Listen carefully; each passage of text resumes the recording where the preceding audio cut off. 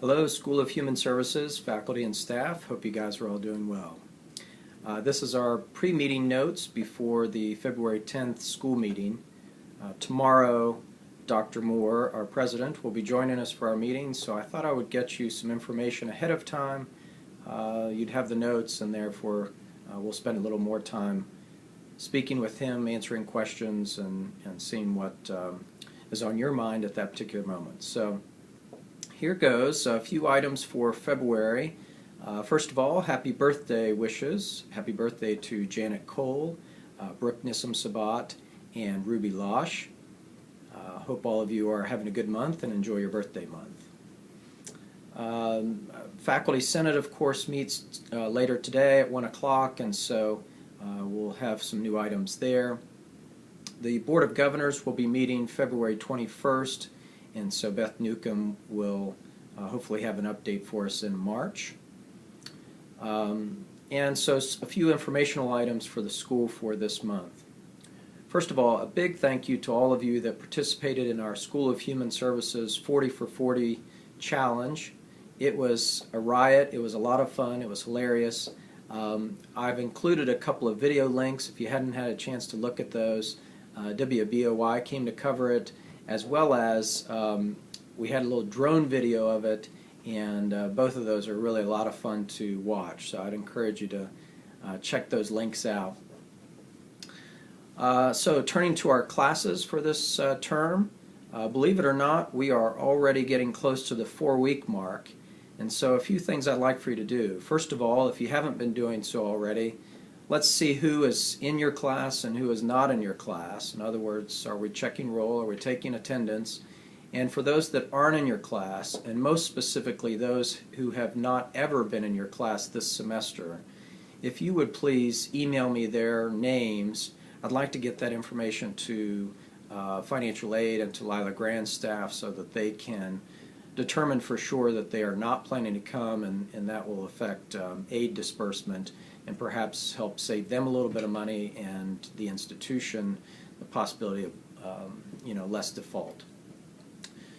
So because it is coming upon 4 weeks, that means 4-week grades are due. Actually, they are due by Wednesday, February 15th. And this term, it's a little bit different. You will enter all grades, so an A through an F grade, you're to go ahead and enter. You'll do that at the midterm location in Felix. Now, very important to note, you should not be entering incomplete grades at this time. So do not enter an incomplete. It should be an A through an F. If a student by chance has never been in your class and you're giving them an F, then the date of last attendance is actually the first day of class. If they have been attending and they've actually earned an F, then you just put the last day that they happen to be in class, or if it's an online class, the last time they logged into your class. Next, our guided pathway. You've heard some about this. This is really kind of being intentional about mapping progression of students entering and then persisting and ultimately completing our programs. And it also looks at how we might bring them in either through, for example, if we brought them in through Career Tech Ed, we might demonstrate that, or if they're leaving as transfer students, we might also want to demonstrate that. Because we are doing that guided pathway and that academic map, Leslie is working on kind of revising the way that we present our model schedules. It would be a consistent looking document with color-coded again kind of per school. I think I may have shown these to you at a previous meeting, but she's gotten a little bit further down the road with some of our other programs, so I'll be asking you to look at those. Closely related to that, we have a student worker this semester that I've asked to look at all current model schedules in our current website listing and what our model schedule says there. He sent me a list of all programs and where there are either differences in the website or the model schedule, or there are places that we may need to update. For example, INFO 1100 is now moving to OFAD 1150, so those will likely be some changes in many of our model schedules for the fall 17 term. I'll get that information to you and would ask that each of you review that. The goal will be to have those new updated model schedules for the spring open house, which is April 22nd. So we've got a little bit of time, but we do want to sync all those as soon as possible. Perkins money. We need to be working on plans for spending our Perkins dollars. Those of you, the program coordinators that have Perkins dollars in your programs, you will need to put a request to spend those, just as we've been doing in the past. Obviously, it's supposed to be for the purposes of your program. It should not be for student travel. It could potentially be for faculty professional development, equipment. End of program testing is a big planned expense for Perkins. We really don't have to request permission, but I would like for you to identify if you're planning to use some portion of that those Perkins funds for end of program testing. So anyway, all of those requests are due before March 1st, and ideally they would be presented to me. I forward them for state approval, and then we get back to you by that time. So that does leave us with just a few weeks to really kind of try and wrap up some of the encumbrance of our Perkins. If it's not spent by March 1st, that's fine. We just need to have plans for spending. Let's see, next on the Student Awards Committee, last year we had a few folks from our school, and Leslie's trying to get this nailed down. She's hoping maybe some of you will continue to serve on that committee, but if anyone's interested in that, please notify Leslie that you'd be interested in helping with the Student Awards Committee, and I'm sure she would take as many volunteers as are available. I sent you a flyer a week or two ago about a Career Awareness Day. This was at Jefferson Morgan High School in Greene County, Pennsylvania.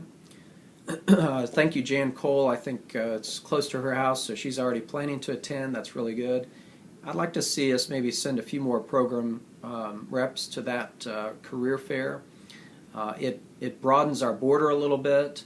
We have offered a metro rate for the two counties from Pennsylvania, Greene, and the others escaped me, sorry, on the border of Pennsylvania and West Virginia, and then Garrett County, Maryland. So this metro rate and an introduction to some of the programs that we have to those students could broaden our prospective student pools. So I would encourage you to think about that. You can contact me and or actually Jasmine Bennett, and there's a little RSVP form that we'll ask you to fill out. But that's coming up March 17th, and so if you're available, that it might be good to send a few folks from our school. The Budget Review Committee has met, basically looking at two different things. FY17, meaning the academic year of 16-17, which we're currently in. Most of that budget is shored up. Some of it's the gaps that we've had from the state appropriation, as well as from some declined enrollments, have been largely filled by either unfilled positions so far this year, as well as some budgeting that had been done that had reserves built in, and it was a fortunate, I don't know, error if you want to call it that.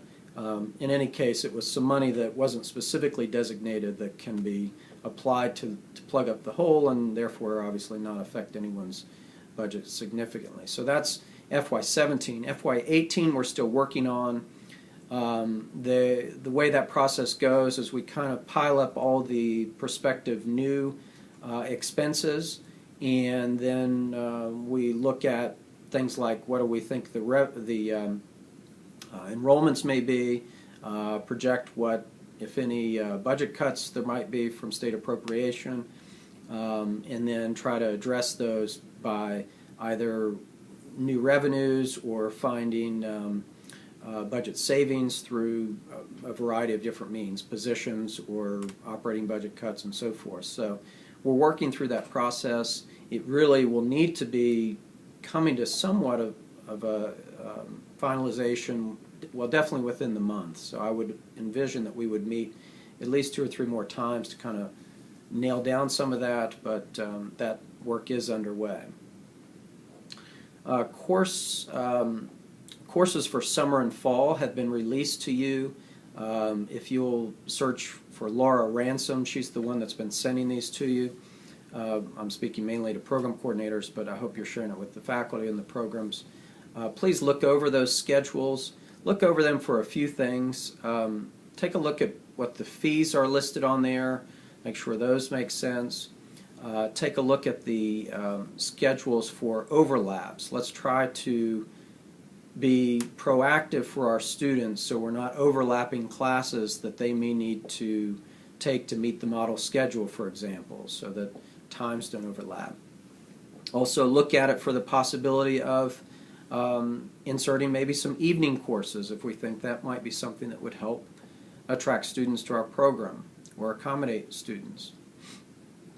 The idea, I think, will be soon to have program coordinators from all schools get together with the registrar and provost and then some of our regional folks to kind of lay those schedules out all together and see if we're not, and trying to avoid the things that I just mentioned, overlapping, duplication of courses, allowing students to matriculate through their model schedule in an easy way, making sure we're offering the classes we say we're going to offer, and so forth.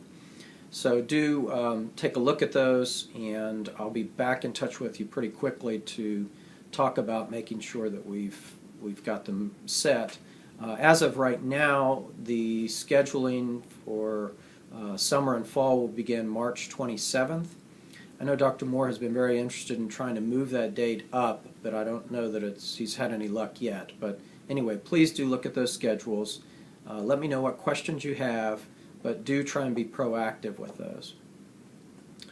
And also related to that, program coordinators will soon be able to have access in Banner to give electronic permission for student overrides.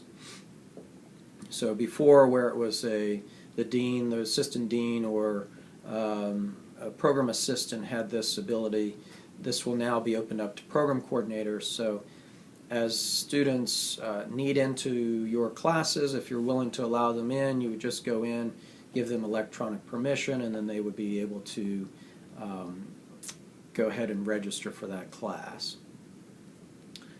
So those are the primary informational items I have for this week. There are a number of dates to look at attached to the agenda that I'll attach in our Google Classroom as well as pass out tomorrow.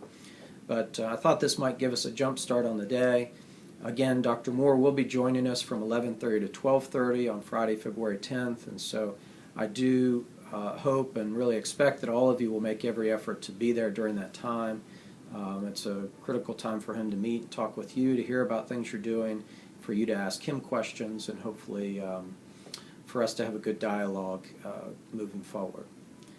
So enjoy the rest of your day and week. I'll hopefully see you tomorrow, Friday, February 10th, and until then, I will talk with you soon. Bye.